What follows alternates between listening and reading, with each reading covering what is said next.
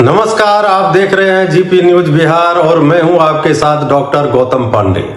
इंडी गठबंधन प्रधानमंत्री नरेंद्र मोदी और बीजेपी नीति एनडीए गठबंधन को अपने दबाव में लेने के लिए पता नहीं कितने रंग बदलते हैं, क्या क्या टोने टोटके करते रहते हैं, फिर भी विपक्षी दलों को कुछ भी हासिल नहीं हो पा रहा है। हर संसद सत्र के पहले कोई ना कोई जिन्न सामने लाकर खड़े कर देते हैं और जिन्न के पूछने पर कि हुक्म मेरे आका, तुरंत बगैर सोचे समझे कि इसका परिणाम क्या होगा आदेश दे देते हैं कि वर्तमान सरकार को बदनाम करो। आपको पेगासस, राफेल आदि और वर्तमान में अडानी मुद्दा तो याद ही होगा, परंतु अक्सर देखा गया है कि परिणाम इसके उलट ही होता है और विपक्ष को मुंह की खानी पड़ती है और अदालत में माफी भी मांगनी पड़ती है। ऐसा ही एक वाकया राज्यसभा में आज भी हुआ।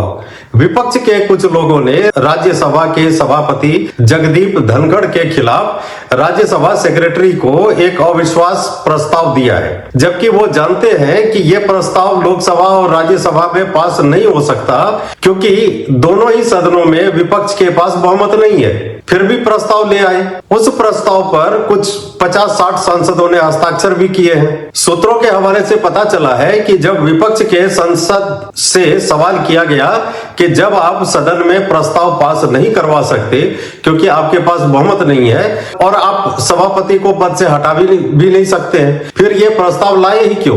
तो एक सदस्य ने कहा कि हम सभापति को पद से हटाना नहीं चाहते हैं, हम तो ये बताना चाहते हैं और नाराजगी व्यक्त करना चाहते हैं कि सदन में विपक्ष को भी बोलने का मौका दिया जाए, विपक्ष का माइक बंद ना किया जाए। सदन में अक्सर ऐसा होता है कि सत्ता पक्ष को बोलने के लिए भरपूर समय मिलता है, पर विपक्ष बोलने के लिए खड़ा होता है तो या तो उसे बैठा दिया जाता है या फिर माइक बंद कर दिया जाता है। अब ये तो आपने भी देखा होगा कि सदन में विपक्षियों का रवैया कैसा होता है। सभापति अपने आसन पर बैठते भी नहीं है कि विपक्ष हो हल्ला शुरू कर देते हैं। मतलब भाई उन्हें बैठने तो दो, फिर अपनी बातें कह लेना, पर नहीं, शुरू ही हल्लम गुल्ला से करते हैं। तो कैसे कोई आपको बोलने देगा? मुद्दे की बात करते नहीं, बेसिर पैर की बात को लेकर हंगामा शुरू कर देते हैं। ऐसे में सभापति और कर क्या सकते हैं? सदन की कार्रवाई स्थगित कर दी जाती है और आम जनता का पैसा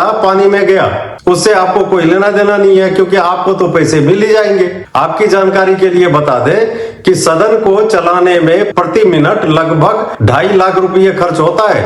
अब आप बताइए कि ये क्या बात हो गई? ये बताने के लिए तो ये लोग कोई और भी रास्ता अपना सकते थे, इसके लिए अविश्वास प्रस्ताव लाने की क्या जरूरत थी? सूत्रों का कहना है कि विपक्ष की नीयत सिर्फ इतनी ही नहीं है। दरअसल विपक्ष की मंशा उपराष्ट्रपति और सभापति महोदय को सिर्फ बेइज्जत करने की है। पिछले दिनों भी सदन में कई बार देखा गया है कि कुछ राज्यसभा सदस्यों ने सभापति से अभद्रतापूर्ण बातें की थी, जिसकी वजह से सभापति कुछ दिनों के लिए सदन भी छोड़ गए थे। अब देखना यह है कि क्या विपक्ष इस प्रस्ताव को वापस लेते हैं या इस पर सदन में चर्चा होती है और चर्चा में क्या कुछ निकलकर सामने आता है, विपक्ष की जीत होती है या फिर उसकी किरकिरी होती है, यह तो पता 14 दिन बाद ही चलेगा क्योंकि सदन के नियम के अनुसार अविश्वास प्रस्ताव 14 दिन पहले दिया जाता है। यानी कि तरीके से प्रस्ताव पर चर्चा 24 दिसंबर को होनी चाहिए, परंतु ये सदन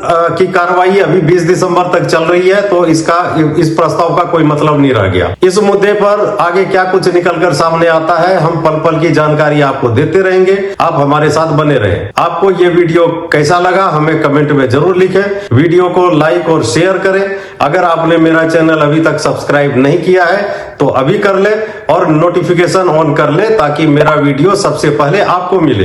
धन्यवाद और मिलते हैं किसी खास मुद्दे को लेकर अगले वीडियो में। आपका दिन शुभ हो।